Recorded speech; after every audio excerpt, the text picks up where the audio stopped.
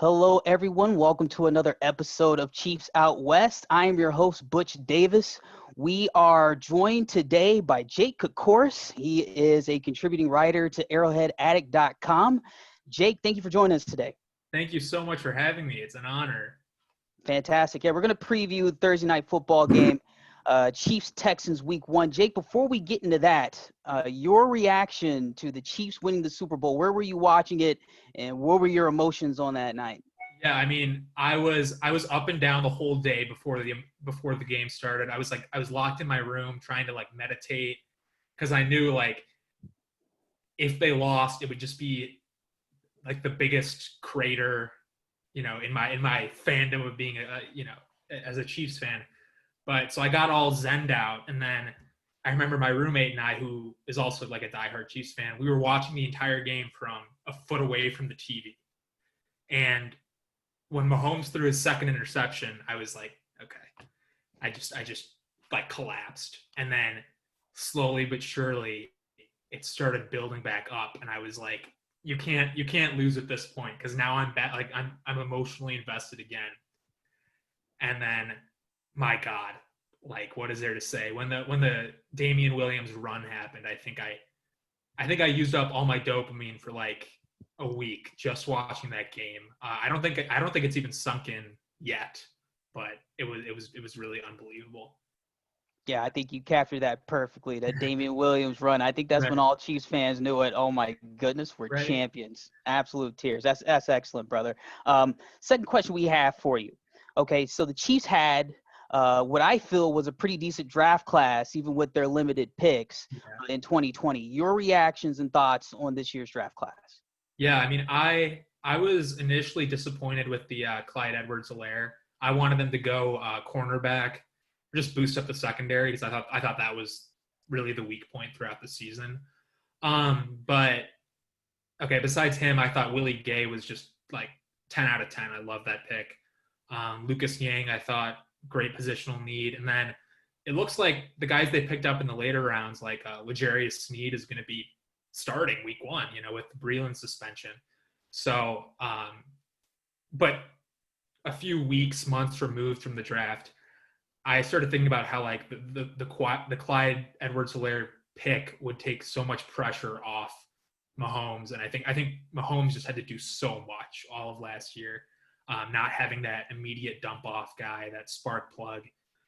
So I'm right now currently happy with the pick, happy with the draft class. Really excited for Willie Gay, especially. Exactly right, and you said it. And speaking on Clyde Edwards-Helaire, I'm right there with you. I was like a running back in the first round. I mean, that never happens. I never would have predicted it, but I think they got the guy that I would have liked to see us get if we were going to draft that position in the first round. So allow me to ask, could you expand a little bit on Clyde Edwards-Helaire presumed role in this offense? Just how good and dynamic are we talking about him being in this offense? Yeah, I mean, I think that he is in an absolute perfect situation to become I'll go for it, like a 1,300 yard back with 70 to 80 catches.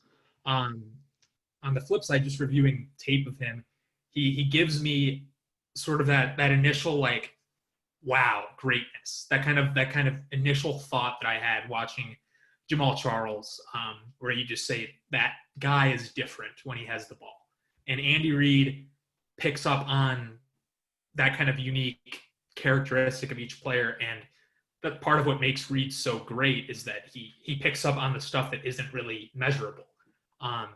So I see Helaire being primarily a pass catcher, but also an explosive back a la Brian Westbrook. That's a comparison that he's been getting a lot. And to have Brian Westbrook 2.0, maybe with a little bit more agility along with Mahomes, I mean, I'll take that any day of the week. Yeah, absolutely right. Imagine being compared to a great like Brian Westbrook so early in your career. I'm excited for that as well. I think you're spot on with that comparison. Now into the specifics of the game, if we could. Yep. So last year, the Chiefs, they play Houston twice. Once in the regular season, they lose in week 6. Right. They come back in the playoffs. It looks like they were about to lose again. They were able to salvage that in a big way. What were some of the differences you think you found between that week 6 loss and then that gigantic playoff win? Yeah. So the week 6 loss, I really think Spags' formula, the whole defense wasn't quite there yet. It was very clear Deshaun Watson was just having his way. And the difference between that and what we saw in the divisional game was it just seemed like that entire first quarter, and this applies to the offense too. The Chiefs were a little over their skis, maybe a little, there were a lot of drops early on the offense. Even Kelsey had a couple drops. Same on the defensive side, just a little skittish, not really used to that moment where you're a home favorite to get to the Super Bowl. So the big difference was week 6, I thought, was just a schematic kind of, we don't really have our defense where we want it just yet. And then the divisional game was that the mental part of being an athlete just got to them for that first quarter. And then we saw who the Chiefs really were for the rest of that game, which was Super Bowl champion team. Exactly right. And actually, you mentioned that defense from week 6. Yeah. You mentioned some schematic deficiencies there. Probably didn't know exactly who they were. To continue on the defense going into Thursday night, what are your expectations from them now, having not had the training camp and adding a few new bodies through free agency and the draft? Yeah, so we're lucky in the sense that Steve Spagnuolo has done this so many times. I mean, obviously not dealing with COVID. Nobody's done that. But in terms of having faith that the defensive unit's going to go out there and have an idea of what they're doing, that's going to be there. The part that I'm worried about is with the Breeland suspension, you have a trio of corners, Rashad Fenton, who I'm high on. Charvarius Ward, I think, is one of the more underrated players in all the NFL. Then you got, looks like L'Jarius Sneed is going to be that third guy. I'm not super confident that trio is going to be able to lock down what I view as a trio of B+ to A- type receivers in Cooks, Randall Cobb, and then, of course, Will Fuller, who, when healthy, I think is like a potential top 10 receiver just staying on the field. So that's that. So my worry is just I don't know if our secondary, aside from Tyrann Mathieu and the returning Juan Thornhill, is going to match up too great with a trio of really proven receivers that the Texans have. Yeah, that's an excellent point. Of course, we heard a lot that last year from the Houston Texans when Will Fuller was healthy, how much better their offense was. It's going to be intriguing to see that matchup on Thursday night against some of our younger guys. That's an excellent point. Now further into the quarterback matchup for Thursday Night Football, I've heard a couple of places asking whether or not Mahomes had a rival. And I personally think that the closest to it is going to be Deshaun Watson, or at least has been up to this point in his career. So I'll ask you, is Deshaun and Mahomes, is that truly a rivalry, and why or why not? It's funny. I was thinking about this right before coming on, and most people are going to say either Jackson or Watson. But first of all, I mean, Jackson's got to get a win, which I'm sure he will. I mean, come on. But the thing that I've noticed is Watson and Mahomes have put on QB clinics against each other in all of their matchups. I mean, even that week 6 Chiefs loss, Mahomes was obviously carrying the entire team. It felt like. And, Watson, just going back to he has that clutch trait. If there is such a thing, he has that great moment, the Clemson championship game. He really is a guy that I've noticed is 100%, mentally committed to every second of the game, especially when he's going up against Mahomes or some guys of that caliber. I'd be curious to see who Mahomes views as that rival. But I think from Deshaun's perspective, it certainly is like Mahomes is the guy that I want to overtake. And I personally view it that way too, because they've just had the most competitive games, stretching back a couple of years now. Next question, and I'm going to have you put on your X's and O's coordinator hat for us real quick. Anthony Weaver is the new defensive coordinator for the Houston Texans, their former D-line coach. If you were on Anthony Weaver's staff and you had to try to help him draw up a game plan to slow down this Chiefs offensive attack, how would you tell him to do that with the personnel he has on his side? Yeah, I mean, again, and it's kind of the flip side of my concern with the Chiefs, or the secondary. The Chiefs secondary, having Matthew and Thornhill alone makes it a lot better than the Texans secondary. I think the Texans secondary last year, they certainly showed this. They're one of the weakest, I'll say, positional units in the NFL. I think one way to counter that is to be physical at the line of scrimmage and hope that J.J. Watt, other pass rushers, because their linebacking core is also really weak. The hope is to just prevent that kind of separation between, a Tyreek Hill and a Sammy Watkins and the cornerback before pressure can get there. I mean, frankly, if I'm that defensive coordinator, I don't know how well I'm sleeping tonight. I think I have to just hope that Deshaun can drop, 38. But that would be my initial thought. Yeah, not looking so good for Anthony Weaver on that diagnosis. Yeah. Glad I don't have that job either. So Yeah, I concur, Jake. Next question. Okay, I'm going to have you fill in the blank here. Okay. All right. So the Chiefs on Thursday night, they will win this game at Arrowhead if blank. Okay. The Chiefs will win this game at Arrowhead if they sack Deshaun Watson 4 times. Because that is one of the, I think, underrated.